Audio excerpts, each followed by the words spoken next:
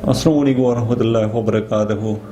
तो स्टूडेंट, आज हम लोग स्टार्ट ले रहे हैं फ्लूइड मैकेनिक्स का और इसकी कुछ बुनियादी चीज़ों को डिस्कस करेंगे जो कि फ्लूइड मैकेनिक्स के बारे में जानने के लिए ज़रूरी हैं और आपको किसी भी किस्म की प्रॉब्लम को सॉल्व करने के लिए जो फ्लूइड मैकेनिक्स के रिलेटेड है ये चीज़ें हेल्पफुल रहेंगी।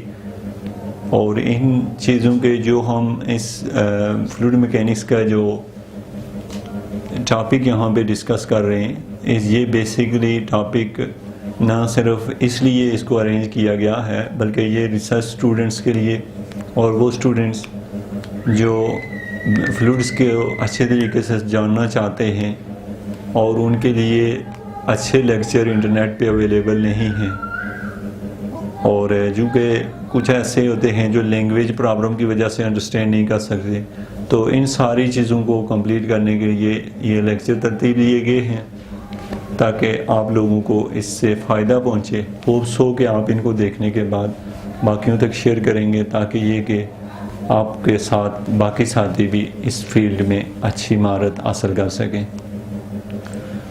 तो स्टूडेंट, हमारा जो टॉपिक है वो है कि आज के इंट्रोडक्शन टू फ्लूइड मैकेनिक्स है।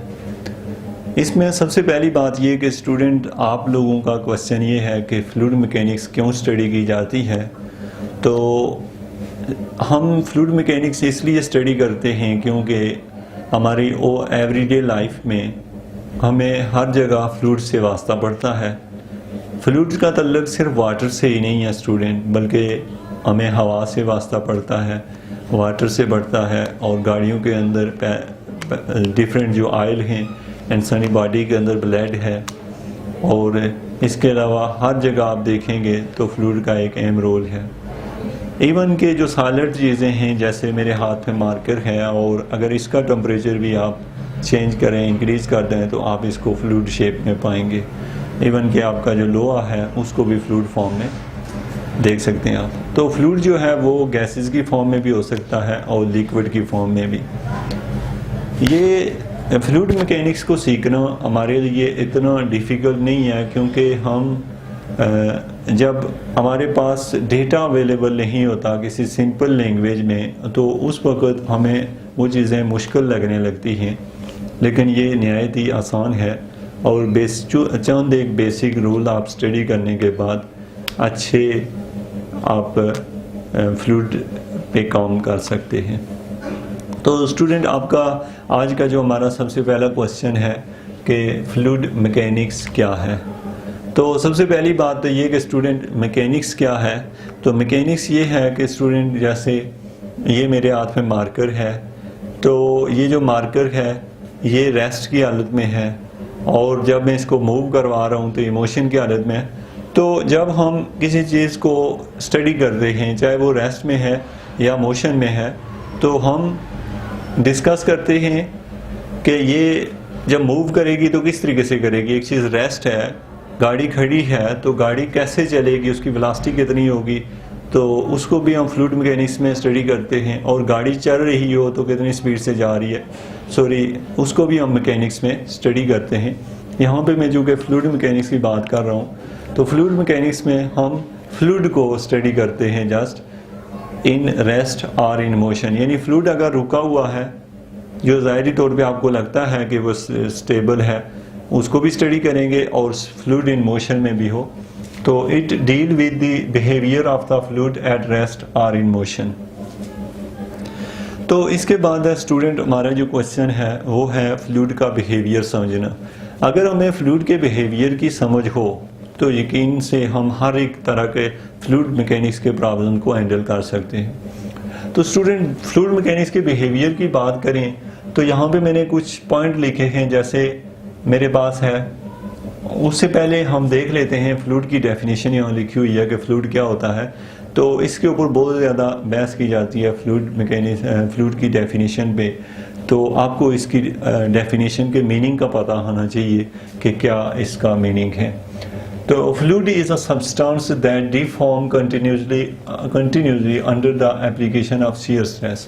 इसका मतलब ये होता है कि सबसे पहली बात ये कि आप शियर स्ट्रेस को समझते हैं स्ट्रेस क्या होता है और स्ट्रेन क्या होता है, मैं थोड़ा सा आपको इसके बारे में बता दूं। स्टूडेंट, स्ट्रेस ये होता है कि जब आप आप ये कहते हैं कि फोर्स को कहते हैं ना, फोर्स पर यूनिट एरिया, जिसको हम दूसरे अल्फाज में फोर्स पर यूनिट एरिया को हम लोग प्रेशर भी कह रहे होते हैं। ये बिल्कुल वही चीज़ है, स्ट्रेस है। स्ट्रेस मीन दबाव है। लेकिन आप देखें, जैसे मेरे पास एक बैलून है, मैं उसको दबाता हूँ जब, तो उसके ऊपर, या मैं उसको जो है पुश करता हूँ, तो अगर दोनों साइड उसे करूँ तो वो अपनी शेप थोड़ी सी चेंज करता है। जो उसकी शेप में चेंजिंग आती है उसको स्ट्रेन कहते हैं, और जो उसके ऊपर फोर्स पर यूनिट एरिया लगाई जाती है उसको हम स्ट्रेस कहते हैं। लेकिन fluid mechanics point of view से आप देखें तो यहाँ पे जो बात की गई है, फ्लूइड इज़ अ सब्सटेंस, ये कोई सब्सटेंस है दैट डिफॉर्म कंटिन्यूसली, जो कि ये कंटिन्यूसली डिफॉर्म होता रहता है। इसकी सबसे बड़ी खूबी ये है कि ये कंटिन्यूसली डिफॉर्म होता है under the application of shear stress. ये कब? जब शियर स्ट्रेस हो। अब शियर स्ट्रेस जो फ्लूइड में हम ले रहे होते हैं वो यूं है कि आप देखें, एक सरफेस पे अगर वाटर पड़ा हुआ हो तो आप देखते हैं कि वो वाटर जो है वो फ्लो कर रहा होता है। वो क्यों कर रहा होता है? उसके ऊपर से इस तरीके से एक फोर्स लग रही होती है, जो कि हमें वो एयर उसको पुश कर रही होती है, और उसके ऊपर ऐसे, तो उसको वो ऐसे एक फोर्स उसको जो मूव करवाने पे उसको क्या करती है, मजबूर करती है। तो इस केस में स्टूडेंट हम कहते हैं कि शियर स्ट्रेस अगर लगेगी तो फ्लूइड क्या होता है? मूव करता है, और हमेशा ये मूव करता है। ये चीज़ें हम मज़ीद एक्सप्लेन करेंगे जब फ्लूइड मैकेनिक्स के नेक्स्ट लेक्चर पे जाएंगे और डीपली इन चीज़ों को डिस्कस किया जाएगा। अब नेक्स्ट है हमारे पास स्टूडेंट, हम बात किया करेंगे नो स्लिप बाउंड्री की, या इसमें आप लोग बार बार डिस्कस करेंगे नो स्लिप बाउंड्री कंडीशन। आप मैथमेटिक्स के अंदर कहीं बहुत सी जगहों पे अप्लाइड मैथमेटिक्स के अंदर इनको डिस्कस किया जाता है। तो इसके मीनिंग, जो फिजिकल मीनिंग होते हैं वो ये हैं कि नो स्लिप बाउंड्री कंडीशन मतलब ये होगा कि सपोज आपके पास एक प्लेट है जिसके ऊपर फ्लूइड जो है वो मूव कर रहा है, फ्लो कर रहा है। प्लेट है मीन फर्श है आपके पास, या फिर कोई और सरफेस है, जो कोई भी ले लें, पाइप है, किसी भी चीज़ में, तो फ्लूइड जो होता है मूव कर रहा है। अब स्टूडेंट, जब फ्लूइड मूव करता है तो फ्लूइड की जो वेलोसिटी होती है वो किस तरह होती है, इस चीज़ को आप देखें। क्योंकि आप देखें तो यहाँ पे जब फ्लूइड मूव करता है तो फ्लूइड यहाँ सरफेस पे जब मूव करेगा तो फ्लूइड के जो पार्टिकल इसकी वाल के साथ जब लगेंगे, फ्लूइड के वो पार्टिकल जो आपके फर्श के साथ, आपके सरफेस के साथ लगते हैं, चूँकि जो फ्लूइड है, जैसे आपने फर्श के ऊपर जो वाटर है, तो वाटर तो फर्श को तो नहीं ला सकता ना। आपका जो फर्श है उसके साथ वाटर के जो पार्टिकल लगेंगे, जो नीचे वाले पार्टिकल हैं, फ्लूइड जो होता है ना, थोड़ी सी उसकी थिकनेस होती है, उसकी एक लेयर होती है।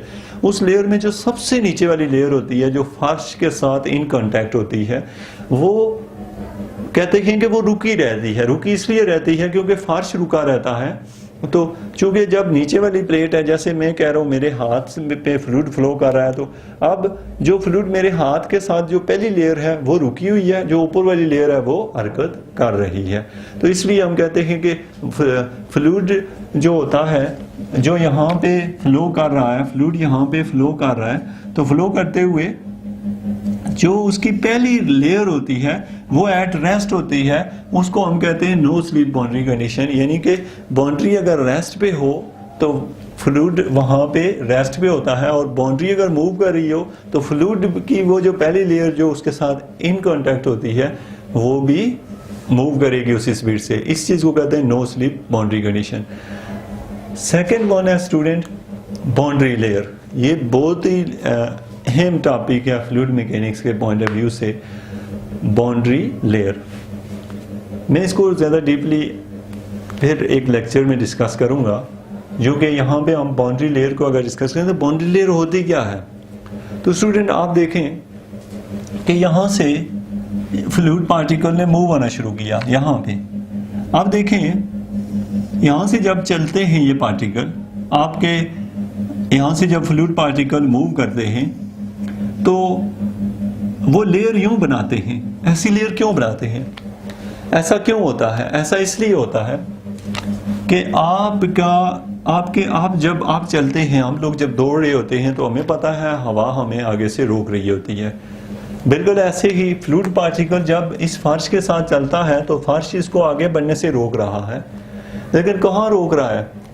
देखें, आपके पास ये अगर एक प्लेन सरफेस है, प्लेन सरफेस के ऊपर ये फ्लूइड की पहली लेयर है, सपोज करें ये फ्लूइड की दूसरी रो है और ये उसके ऊपर वाली रो है। अब देखें, जो पहली रो है उसको तो बिल्कुल ये वाला जो बाउंड्री है बिल्कुल हरकत करने नहीं दे रही है। अब जो ऊपर वाली लेयर है वो उससे ऊपर वाली लेयर को रोक रही है, लेकिन उतना नहीं रोक सकती जितना कि नीचे वाली लेयर रोकती है। अब स्टूडेंट आप उससे ऊपर वाली लेयर पे चले जाएं, तो जब उससे ऊपर वाली लेयर पे जाएंगे तो ऊपर वाली लेयर जो होगी एज कम्पेयर टू नीचे वाली रो के वो थोड़ी तेज होगी, क्योंकि ये जो हम बाउंड्री से दूर जाते जाएंगे फ्लूइड की स्पीड उतनी बढ़ती जाएगी। इसीलिए ये जो फ्लूइड होता है वो मूव करते हुए जो लेयर होती है ना हमारे पास बाउंड्री की लेयर जहाँ पे फ्लूइड मूव करता है, यानी जहाँ तक उसको रुकावट होती है, जो ही रुकावट स्टूडेंट खत्म होती है, रुकावट कहाँ खत्म होती है? देखिए फ्लूइड पार्टिकल को यहाँ पे ज़्यादा रुकावट थी, जब जो लेयर अप होना शुरू हुई रुकावट कम, इस जगह पे जाके फ्लूइड लेयर जो है वो बिल्कुल इस तरह स्टीम हो गई है। अब ये जो है ये फ्लूइड की जो थिकनेस आई है हमारे पास, इसको हम कहते हैं ये बाउंड्री लेयर है। तो स्टूडेंट हम नेक्स्ट लेक्चर में इससे नेक्स्ट टॉपिक पे चलेंगे। Thank you very much for watching education for all.